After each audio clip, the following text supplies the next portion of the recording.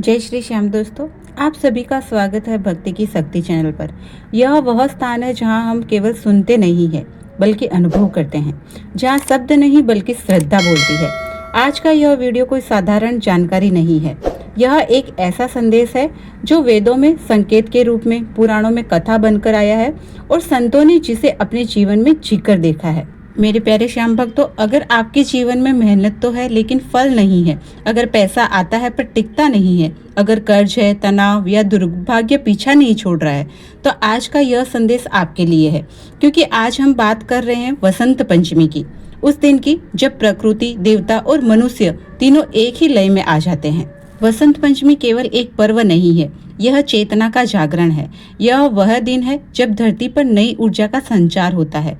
पीले फूल, कोमल हवाएं, खिलती सरसों, सब कुछ संकेत देता है कि सृष्टि स्वयं कह रही है, अब परिवर्तन का समय है। शास्त्रों में कहा गया है कि इस दिन माता लक्ष्मी, भगवान विष्णु और देवी सरस्वती तीनों की कृपा एक साथ सक्रिय होती है। इसलिए प्यारे भक्तों, वसंत पंचमी के दिन की गई साधना सामान्य दिनों की तुलना में कई गुना अधिक फल देती है। यह वह समय है जब जड़ वस्तुएं भी चेतन हो जाती है। पेड़ पौधे, नदी, मिट्टी और वायु सब देवत्व से भर जाते हैं और इसी कारण कुछ वृक्ष उस दिन देव वृक्ष बन जाते हैं।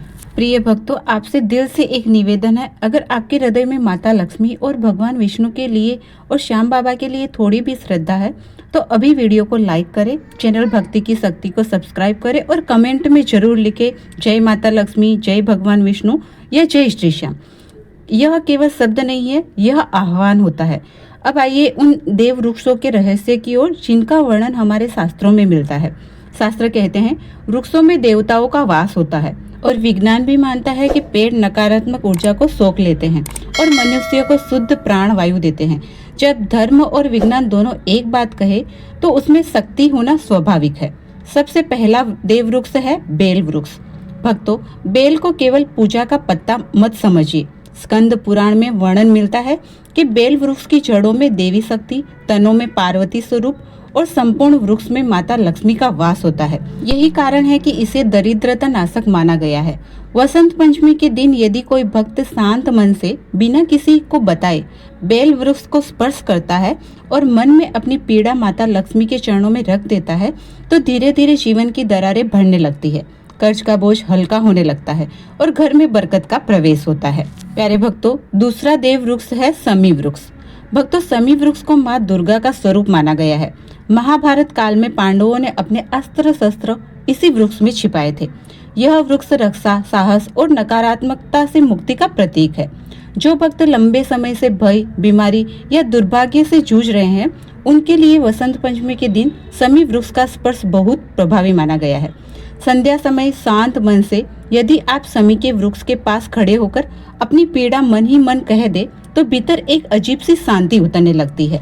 भक्तों, ये तो सिर्फ शुरुआत है। सिर्फ पेड़ को छूने से ही आपके भाग्य बदल सकता है। अभी हमें उस दिव्य वृक्ष तक भी पहुंचना है जो स्वर्ग से धरती पर आया था और उस वृक्ष तक भी जिसने स्वयं भगवान विष्णु विराजमान है। इसलिए बने रहिए, बिना स्किप करे वीडियो को पूरा ध्यान से देखिए। प्रिय भक्तों, अगर आप यहाँ तक पहुँचे हैं तो समझ लीजिए कि यह केवल संयोग नहीं है, कहीं न कहीं भीतर की श्रद्धा ने आपको यहाँ तक खींच लाया है।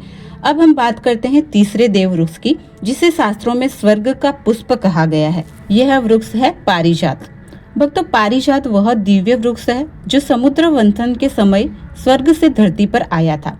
इससे इच्छा पूर्ति का प्रतीक माना गया है। कहा जाता है कि पारिजात जहाँ होता है वहाँ माता लक्ष्मी की कृपा स्वतः आकर्षित होती है।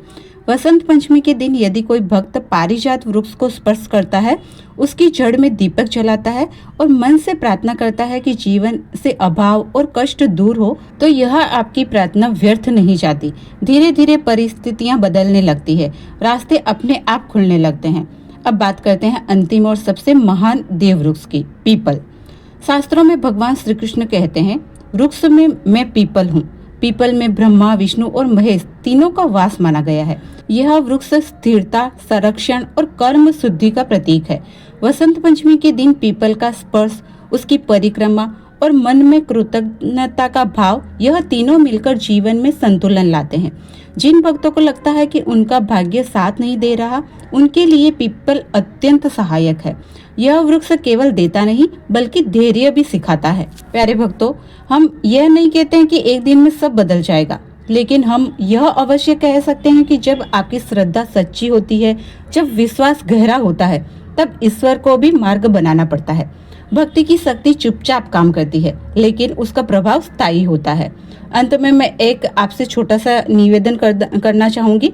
अगर आपको आज की जानकारी पसंद आई हो तो वीडियो को लाइक कर दीजिए, आपके अपने चैनल भक्ति की शक्ति को सब्सक्राइब कर दीजिए और कमेंट बॉक्स में जय माँ लक्ष्मी, जय विष्णु भगवान या फिर जय श्री श्याम का नारा जरूर से लगाए।